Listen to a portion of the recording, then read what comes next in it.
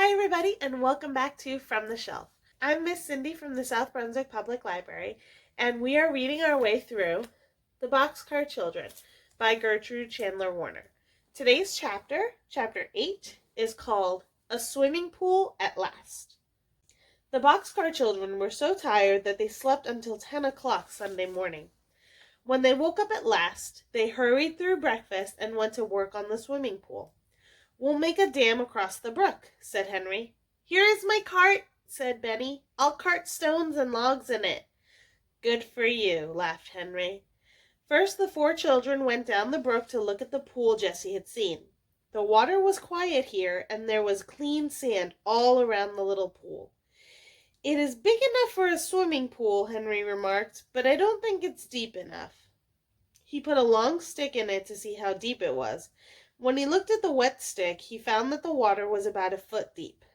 "The swimming pool should be 3 times as deep," he said. "Then it will be deep enough to swim in and won't be too deep for Benny. We'll build the dam here with logs and stones." While the other children started the dam, Jessie washed all their stockings. "We won't want our stockings on while we're working in the brook," she remarked, as she rinsed them and hung them on the clothesline to dry, "so this is a good time to wash them." It was hard work building the dam, but the children liked hard work. Henry and Jessie pulled the logs to the brook, and Violet and Benny carried the stones with the help of the cart. Now and then Henry was called on to help with a heavy stone, but the 2 younger children carried most of them. "Splash the stones right into the water," Henry told them, "but be careful to keep them in a line between these 2 trees." The children watched with delighted eyes as the wall of stones under the water began to grow higher and higher. "The rock wall will help to hold the logs in place." At last it was time to lay the logs across the brook. "Let's lay the first ones between these 2 trees," said Jessie. "Then the trees will hold both ends of the logs." "Good work!" cried Henry. "That's just what we'll do."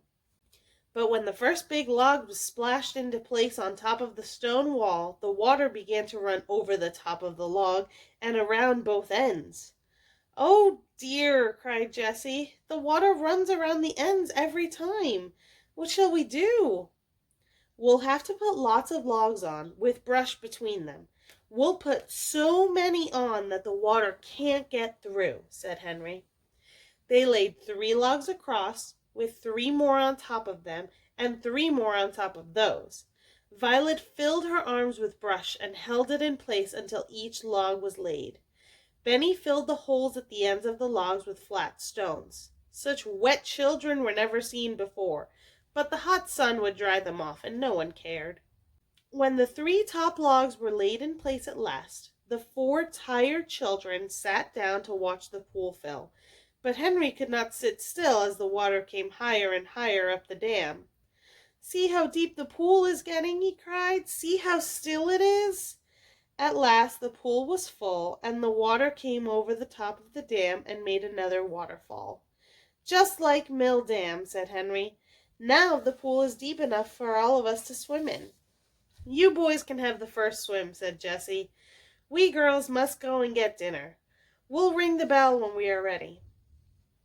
The boys splashed around in the pool while the girls made a fire and hung the kettle of brown stew over it, stirring it now and then. Violet cut the bread and then got the butter, hard and cold, out of the refrigerator. When everything was ready, Jessie rang the dinner bell. This bell was only a tin can from the dump. Jessie had hung it on a tree with a string, and she rang it with a spoon. Then she got the ladle and began ladling out the stew. "That's the dinner bell," said Benny. "I know it is. Come, Watch, don't you want some dinner?" Watch had had a swim too. He came out of the water and shook himself.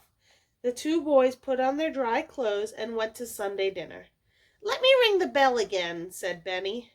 "I like stew even better today," said Henry, eating hungrily. "That's because we worked so hard," remarked Jessie. "Let's go for a walk in the woods this afternoon." "Oh, let's!" cried Violet. "Let's go exploring again." The children washed the dishes and then started on their walk. As they went along, Watch began to bark. At first the explorers were frightened. "What is it?" cried Violet. "Maybe it's a rabbit," said Henry. Then they saw a hen running away through the woods. Watch ran after her, but Henry called him back. "Don't run after the poor hen," he said. "The hen had a nest," remarked Benny. "What?" asked Jessie. "She had some eggs in it," said Benny. "Come here and see." Jessie looked on the ground where Benny was pointing and saw a nest with 5 eggs in it. "A runaway hen," said Jessie. "She wanted to hide her nest so she would have some chickens." "We'll have the eggs for supper. I know how to cook eggs." The eggs made a delicious supper. Jessie put them in a bowl with a little salt, and Violet took a spoon and stirred them as hard as she could. "Put in some milk, Violet," said Jessie, "and stir them some more." Henry started up the fire. The big kettle was hung over the fire, and Jessie put in some butter.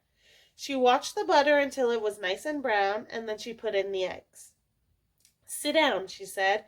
"Be all ready to eat when the eggs are done." Violet put the blue tablecloth on the ground. She got the bread and butter and the plates and spoons, and the children all sat ready for supper. "Oh, here I come!" cried Jessie. "Hold out your plates." "Oh, Jessie!" cried Benny. "This is the best meal I ever ate.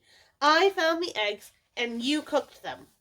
"Yes, you did, Benny," said Henry. "Thank you for a fine meal." "Tomorrow we'll have to eat bread and milk," said Jessie. But when tomorrow came, the children had more than bread and milk, as you will soon see. All right, guys, that is it for Chapter 8 of the Boxcar Children. But I will see you guys next time on From the Shelf for Chapter 9. Goodbye.